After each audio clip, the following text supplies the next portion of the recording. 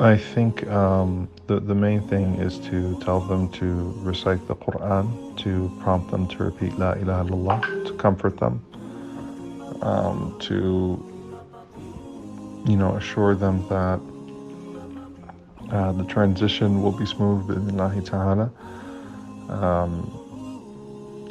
To basically not entertain conversations of the dunya like will be this and will be that and what but to focus on the akhirah at that point, right? So to keep reminding them about the akhirah. If the like I'm thinking about the hadith of Amr al-As radiallahu ta'ala anhu, where he told Abdullah to stay behind after the burial, so that he could feel his comfort and know how to respond to the messengers, meaning the angels. Then imagine the one who's about to die. So really preparing them, prompting them and preparing them for the next phase and comforting them in that sense. I mean, there's no direct athar or narrations speaking about it, and obviously these type of situations are unique as well, a person being in a state of unconsciousness. But what we can extract is that righteous people being around people suffering or dying is something beneficial for the person. And if they do have access, because obviously these times are very difficult, but if they do have access, then they should quietly recite the Quran, because obviously even the person is unconscious, it's been proven that when their memory does come, or there's some elements of awakening, that will be playing in the back of their mind to such a degree. Some studies were done that somebody who's suffering from severe dementia, and there were some ballet dance or something, and then that music was played via headphones into the hearing, they began to move and began to do the dancing that you should do when they were a ballet dancer. But the point being here that obviously if a person was listening to the Quran, then obviously it will bring some any alleviation into their heart and their soul and in the back of their mind, inshallah. But obviously not to read it loudly to disturb them in that sense. Also make general adhkar and dhikr and kalimat tayyibah of la ilaha illallah. And if they're not allowed in, if they can leave some form of a Quran cube or some kind of digital gadget quietly playing the Quran in the background, then that could be some form of inshallah shafa'a or barakah or some form of raha.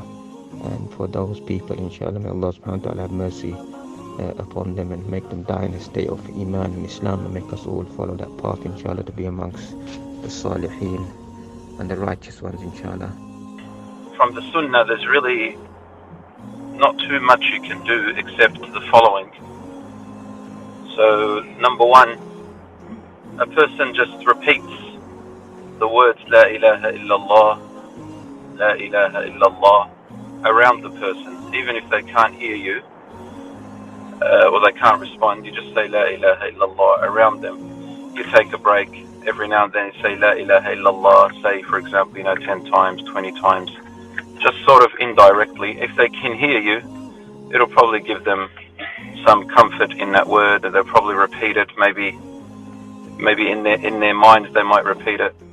But you don't put pressure on the person and say La ilaha illallah, scream. Nothing like that. Just very simple. Everyone's saying La ilaha illallah, not too loud. Just softly around the person. And take a break every now and then, say La ilaha illallah.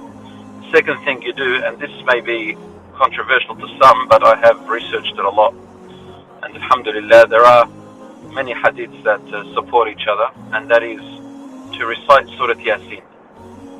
Not if a person's passed away, but while they're in their assumed last stages. Reciting Surah Yasin is good.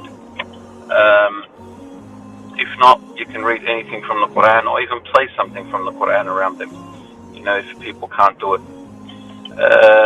Number three, it's a sunnah to face the person's right side to the Qibla. But if you can't do that, it doesn't matter. Don't stress on that. And that's it, yeah. That's all they can really do. Another thing you can do is you put your right hand on their head and just recite the Qur'an, the Ayat al-Kursi. Really, that's all you can do. And you make dua for them just around randomly. People just lift their palms and, oh Allah, make this sickness easy on this person. Oh Allah, make it easy on them. Oh Allah, bless them. Oh Allah,